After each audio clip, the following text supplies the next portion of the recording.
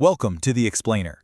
Today, we are unpacking a book that's honestly had a massive cultural impact. Attached by Dr. Amir Levine and Rachel Heller. Yeah, if you've spent literally any time on dating apps or relationship forums lately, you've definitely seen terms like anxious and avoidant floating around everywhere.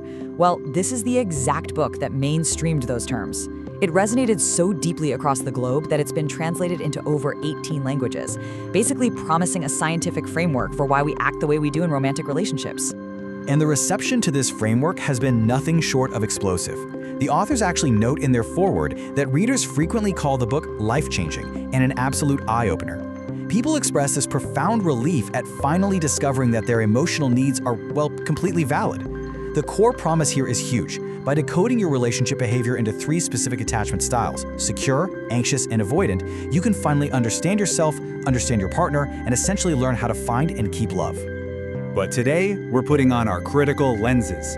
We're going to take a pretty skeptical, questioning stance toward the central claims of this book. We really have to step back and ask ourselves, can the beautiful, messy, totally complex reality of human relationships truly be boiled down to a biological program? Like, is it really this simple? For every major argument the book makes, we're going to look at the evidence, consider the counter-arguments, and examine where the original claims might just overreach. Now, this isn't about dismissing the book out of hand, not at all. It's an honest examination of where these ideas hold up and where they kind of don't. So here's our roadmap for today. First, we'll look at the promise of attachment. Then, is dependency hardwired? Followed by the codependency backlash, the determinism problem, escaping the label trap, and we'll wrap it all up with the final verdict. All right, let's dive into Section 1, the promise of attachment. This covers the foundations of the book. So the core premise here, which is rooted in research by Cindy Hazen and Philip Shaver, is that as adults, we show patterns of attachment to our romantic partners that are strikingly similar to the patterns children show with their parents. Think about it. Just as a toddler needs a secure base to feel safe exploring the world, adults need a secure romantic partner to really thrive. According to the book, you basically fall into one of 3 main categories. There's secure, meaning you get comfortably close; anxious, meaning you have this hyperactive 6th sense for danger and constantly seek closeness; or avoidant, where you tend to keep love at arm's length. To see what this actually looks like in action, let's meet Tamara and Greg.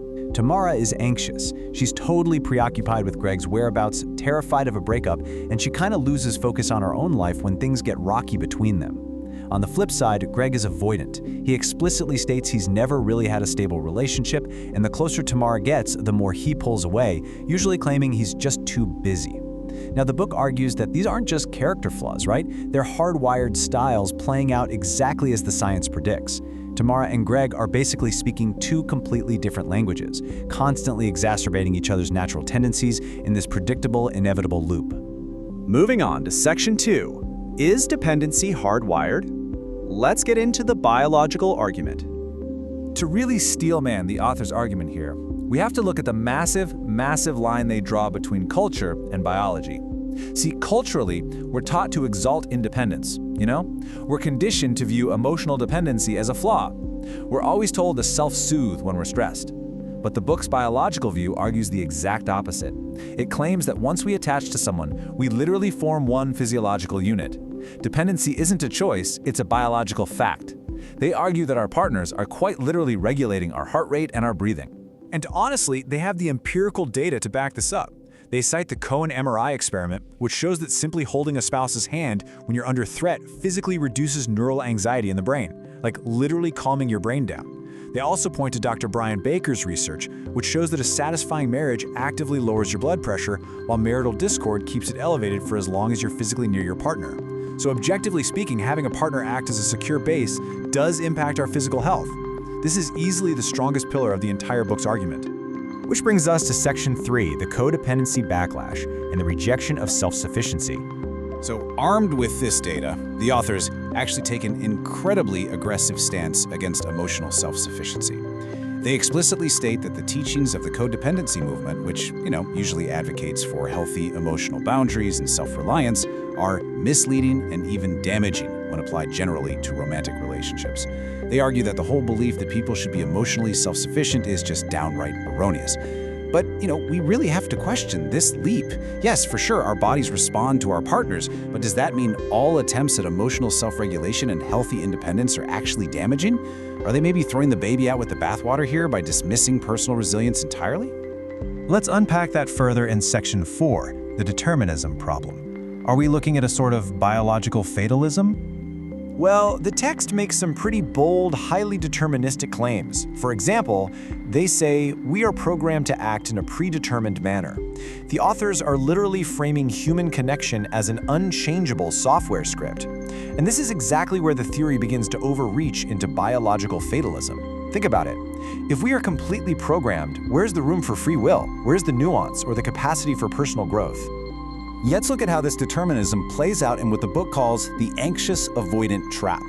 This is that dangerous collision between someone who desperately seeks closeness, the anxious partner, and someone who compulsively avoids it, the avoidant partner. The book actually describes this as a built-in clash. They push each other's buttons so relentlessly that toxic behavior like snapping, giving the silent treatment, or constant jealousy just becomes the accepted everyday norm in the relationship. But right here is the critical question we absolutely must ask. Does framing bad relationship behavior as a built-in clash or a predetermined program totally strip individuals of personal accountability? I mean, if an avoidant partner is acting cruelly or an anxious partner is constantly invading boundaries, and they're basically told, hey, biology makes you this way, doesn't that just hand them a free pass? It lets them avoid the really hard work of actually changing.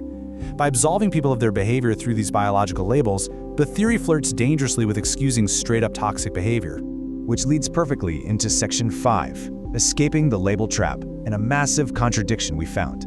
So, deep in the text, the authors casually admit this massive contradiction to their own determinism argument. Get this, 25% of people, that is 1 in 4 individuals, naturally change their attachment style over a 4-year period. And they often do it without even realizing it. I mean, really think about that for a second. If a full quarter of the population fundamentally changes their attachment style in just 4 years, we are clearly, obviously not entirely locked into a permanent, hardwired biological program.